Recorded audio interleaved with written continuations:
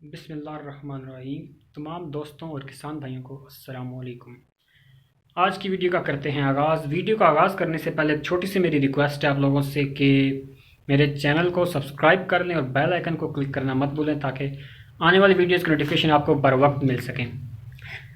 आज की जो हमारी वीडियो है वो बहुत ज़्यादा इम्पोर्टेंट टॉपिक के ऊपर है। एक बहुत ज़्यादा ही मुफीद कारआमद आइडिया मैं आज आप लोगों के साथ शेयर करने वाला हूँ। आजकल पाकिस्तान में एक चीज़ बहुत ज़्यादा इन हो चुकी है, अभी भी मतलब कि पाकिस्तान में उसका नाम बना है। पाकिस्तान में अभी तकरीबन 2-3 साल हो चुके हैं और जिन लोगों ने उसके ऊपर अमल किया, उसको इस्तेमाल किया है, उन्हें काफ़ी ज़्यादा फ़ायदा उठाया उसका। मुझे उम्मीद है कि आप मेरी बात समझ चुके होंगे जो लोग जानते हैं इस चीज़ को। एक वर्ड आप लोगों ने सुना होगा, टनल फार्मिंग। टनल फार्मिंग एक इंतहाई ज़्यादा बेहतरीन कमाल का आइडिया है। ये जो हैं डेवलप्ड कंट्रीज़ हैं, जिस तरह कनाडा है, यूके तो नहीं, कनाडा और अमेरिका, जर्मनी, इन कंट्रीज़ से आया है, पाकिस्तान की तरफ मूव किया है। एक बहुत ही मज़े का आइडिया, इंशाल्लाह आज इसके ऊपर हम बात करेंगे। मैं आपको बताऊंगा कि किस तरह जो छोटे किसानदार हैं जिनकी ज़मीन तकरीबन 3 एकड़ या 4 एकड़ ज़मीन है, वो किस तरह इस चीज़ से फ़ायदा उठा सकते हैं। इसके अंदर 3 चीज़ें हैं। एक है low tunnel farming, walk in tunnel farming और high tunnel farming. Low tunnel farming के अंदर आप यूज़ करते हैं, शॉपर यूज़ करते हैं, खालियों के ऊपर ये होता है और इसके ऊपर ये होता है कि जो बीज की जर्मिनेशन तक सिर्फ हम इसको यूज़ करते हैं। तो जब सीड जर्मिनेट कर जाता है, जिस तरह की आप लोग जानते हैं कद्दू, करेला और टमाटर, ये आजकल इसका जो है सीड हम लोग लगा रहे हैं। तो इसका सीड एक तरीका तो ये होता है कि आप ट्रेज के अंदर लगा के नर्सरी मूव करें, लेकिन उसका जो तरीका है वो काफ़ी लेट होता है। जो करेला है वो आज का लगना शुरू हो चुका है, 15 दिसंबर तक इंशाल्लाह उसकी नर्सरी की जो है ट्रांसप्लांटेशन मुकम्मल हो जाएगी। उसके अंदर हम ये करते हैं कि उसको खालियाँ बना के उसके अंदर जो है लगाते हैं, हम सीड्स लगाते हैं और वो वैसे तो जर्मिनेट करता है तकरीबन फरवरी, 15 फरवरी तक, लेकिन जो है कि इसके अंदर लगाने से लोड जो टनल है इसके अंदर लगाने से वो 15 जनवरी तक उसकी जो है जर्मिनेशन मुकम्मल हो जाती है और हम उसको आगे फील्ड में ट्रांसफ़र कर देते हैं। इसका फ़ायदा क्या है, ओवरऑल टनल फार्मिंग का फ़ायदा क्या है, क्यों इस्तेमाल करें। इसकी एक चीज़ तो ये है कि जो आम ज़मींदार हैं, 2-3 एकड़ हैं जिनके पास, उनको फ़ायदा ही नहीं है कि वो गंदम लगाएं या मकई लगाएं या चावल की फसल लगाएं। उनके लिए ज़्यादा बेहतरीन जो फ़ायदेमंद एक चीज़ है वो टनल फार्मिंग की तरफ आएँ। टनल फार्मिंग का फ़ायदा ये है कि जो आम चीज़ है, कोई भी सब्ज़ी है, वो आप 2 महीने पहले तैयार कर लेते हैं। जिस तरह जो आप एग्जांपल ले लें तरबूज की, वाटरमेलन। वाटरमेलन हमारे एरिया में 15 फरवरी को लगना शुरू होता है, जो कि बहुत लेट है। जो प्रोग्रेसिव फार्मर्स हैं, जो टनल फार्मिंग करते हैं, वो इसको लो टनल में लगाते हैं, खालियों के ऊपर बीज लगा देते हैं, उसके ऊपर शॉपर दे देते हैं और 15 जनवरी तक उनकी जर्मिनेशन स्टार्ट हो जाती है। 15 फरवरी तक अच्छी खासी जो उसकी बेल होती है वो बन चुकी होती है और 15 फरवरी के बाद उनको फूल लगने शुरू हो जाते हैं। इसके बरक्स जो आम ज़मींदार है वो उस वक्त उसका सीड लगाता है 15 फरवरी को, लेकिन जो टनल फार्मिंग वाला ज़मींदार है उसकी जो है बेलों को फूल लगने शुरू हो जाते हैं। और जाहिर सी बात है, जब वो 2 दिन एडवांस जा रही है उनकी फसल, तो उनकी फसल जो है आम ज़मींदार से 2 महीने पहले मार्केट के अंदर आ जाती है।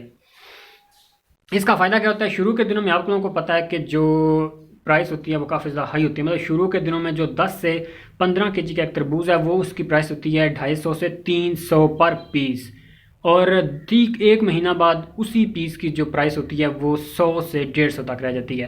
तकरीबन 100 रुपये का पर पीस के ऊपर फ़र्क पड़ता है और एक बहुत ज़्यादा डिफरेंस बनता है जब हम 1 एकड़ के ऊपर जाते हैं, 2 एकड़ के ऊपर जाते हैं, तो बात लाखों में चली जाती है। और दूसरी इसकी किस्म है walk in tunnel farming. Walk in tunnel के अंदर लगता है करेला, लगता है करेली लगती है, और इसके साथ जो है कद्दू वॉक इन में वो लगता है। वॉक इन टनल फार्मिंग फ़र्क क्या है, उसके अंदर स्टील रॉड्स यूज़ करते हैं। 16 फुट का स्टील रॉड होता है, दोनों साइड से ज़मीन के अंदर लगाते हैं सरिये। तो मैं इंशाल्लाह आपको प्रैक्टिकली भी दिखाऊंगा। उसके ऊपर वो लगा के उसके ऊपर शापर देते हैं। वॉक इन का मतलब ये होता है कि बंदा जो है ना इजीली वॉक इन कर सकता है, मूव कर सकता है। इतना ज़्यादा आसानी से नहीं कर सकता, लेकिन एक बंदा उसके अंदर मूव कर सकता है, जिस वजह से हम उसे वॉक इन टनल फार्मिंग कहते हैं। और इसके साथ जो दूसरी तरफ एक चीज़ है high tunnel farming. High tunnel farming एक बहुत बड़ा प्रोजेक्ट है, बहुत बड़ा प्रोजेक्ट है। मतलब वो आम ज़मींदार इसको हैंडल नहीं करता, इसलिए हम उसको ज़्यादा डिस्कस नहीं करेंगे। अब मैं अब एक जो खास चीज़ है, ख़र्चा कितना होता है। जो लो टनल फार्मिंग है इसके ऊपर एक ज़मींदार का एक एकड़ के ऊपर 3 से 4 लाख रुपया खर्चा आता है। उसमें शॉपर होता है और जो स्टिक्स होती हैं वो हम बांस जो है उसकी स्टिक्स यूज़ करते हैं, जो आज मैं लॉज में यूज़ करूँगा इंशाल्लाह। और दूसरी तरफ ये है कि जो है वॉक इन टनल फार्मिंग, उसके अंदर स्टील रॉड्स यूज़ करते हैं और शॉपर यूज़ करते हैं। उसका खर्चा आता है 6 से 8 lakh walk in tunnel farming का 1 एकड़ का। और इसके साथ जो दूसरा है, तीसरा बल्कि वॉक इन और high in tunnel farming. High in tunnel farming बहुत ज़्यादा महंगा प्रोजेक्ट है, वो तकरीबन 1 करोड़ रुपया लगता है 1 एकड़ की तैयारी के ऊपर। उसके अंदर जो स्टील रॉड्स हैं वो पाइप्स यूज़ करते हैं, उनकी वेल्डिंग होती है, उनके अंदर यूनिट्स यूज़ होते हैं, उनके अंदर जॉइंट्स यूज़ होते हैं। और उसके बाद यह है कि शीशे की भी हो जाती है और प्लास्टिक के शॉपर भी इस्तेमाल होते हैं उसके अंदर। वो बहुत महंगा चीज़ है, उस यूज़ करने की चीज़ नहीं है। उसमें जो है टमाटर जो है ना वो लगाते हैं, उससे यह था कि टमाटर की जो प्रोडक्टिविटी है पर एकड़ वो काफ़ी ज़्यादा इंक्रीज़ कर जाती है, मतलब 40 से 50 मन का फ़र्क आ जाता है अगर आप एक टमाटर को वॉक इन के अंदर लगाते हैं और या उसके अंदर हाई इन के लगाते हैं, तो काफ़ी ज़्यादा फ़र्क पड़ता है। लेकिन उस चीज़ की ज़रूरत नहीं है।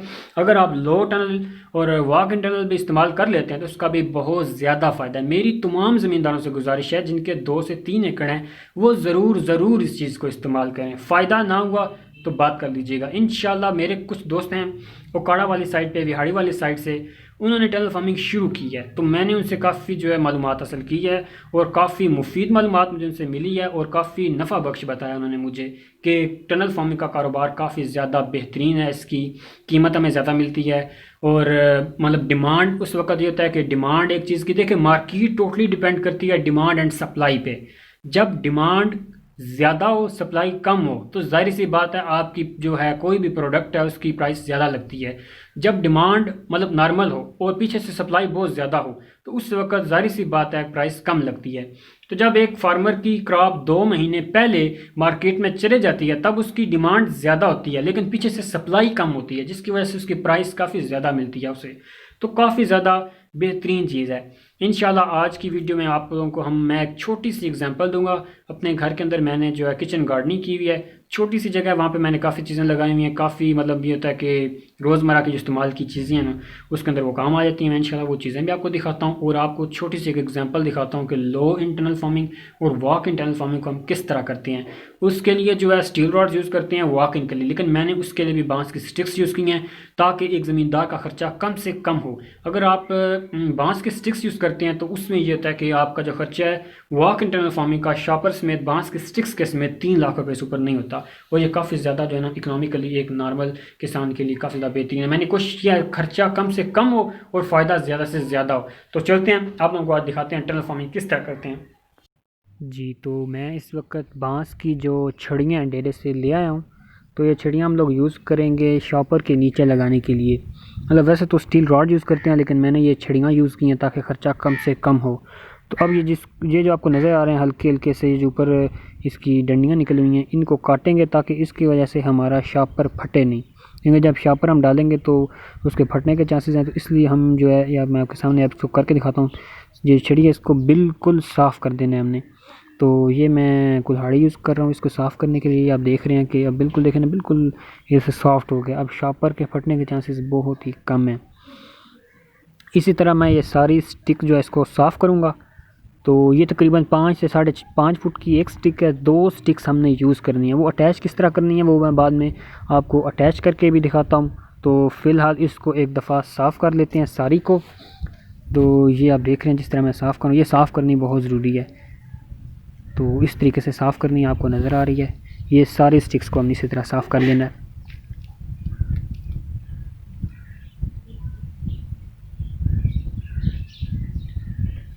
ये जहाँ से आपको नज़र आ रहा है कि अब जो छड़ी है वो उसकी जो चौड़ाई है, विड्थ है, वो कम हो रही है, मतलब बारीक हो रही है। तो उसको वहाँ से काट देना है, क्योंकि इससे फ़ायदा ये होगा कि इसके अंदर जो है ना ये टूटने के चांसेस इसके कम से कम हो जाएंगे।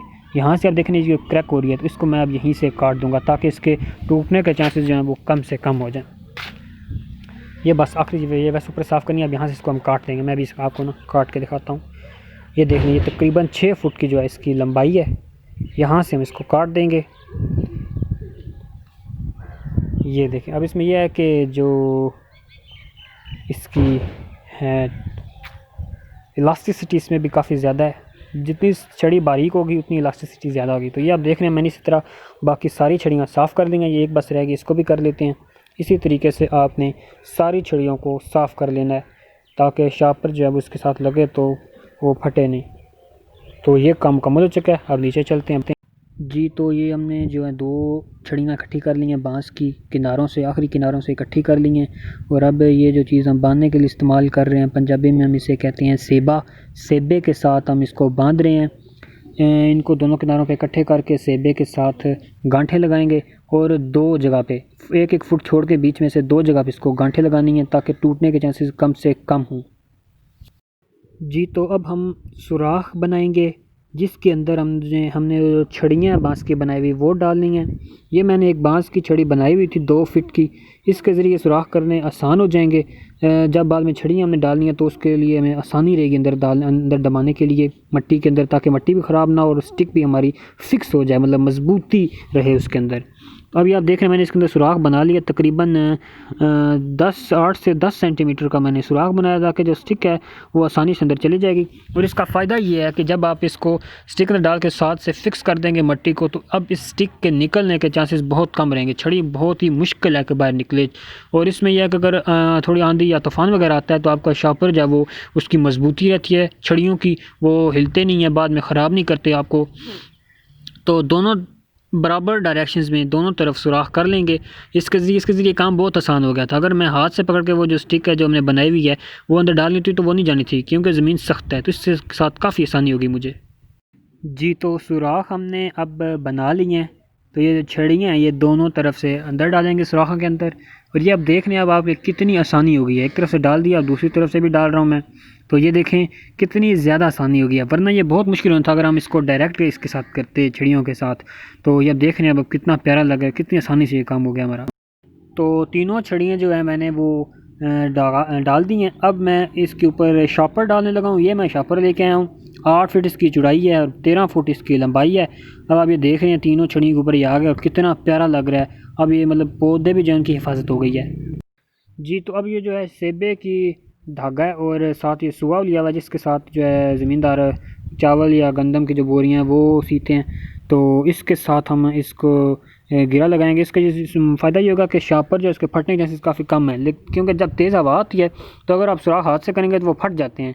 अब सुए की मदद से करेंगे तो वो मतलब बेहतर रहेगा, शार्पर के फटने के चांसेस कम से कम हैं। तो इस तरह 3-4 जो गोल चक्कर हैं वो लगा के अब इसको हम इधर सख्ती के साथ बांध देंगे। इसका फ़ायदा ये रहेगा कि शार्पर जो है वो फिक्स रहेगा, एक जगह पे हिलेगा नहीं, बार बार हवा आ भी गई तो मजबूत रहेगा। तो ये आप देख रहे हैं कि कितने अच्छे तरीके से ये जो हो गया है, मतलब शार्पर फटा भी नहीं है और हमारा ये काम भी हो गया है। और ये जब रस्सी बच के इसको हम काट देंगे जी। तो हमारा काम मुकम्मल हो गया है, दोनों तरफ से रस्सियों को बांध दिया गया। दोनों तरफ से इसलिए बांधा ताकि दोनों साइड पे वो खिंची रहे और फिक्स रहे, हिले नहीं। अब आप देख रहे हैं कि शार्पर कितना खूबसूरत लग रहा है। वीडियो को लाइक करें और मेरे चैनल को सब्सक्राइब करें और वीडियो को अपने दोस्तों के साथ शेयर करना मत भूलिएगा। अब आप देख रहे हैं कितना प्यारा लग रहा है। तो आज की वीडियो का यहीं पे ख़त्म होता है। अल्लाह निगहबान।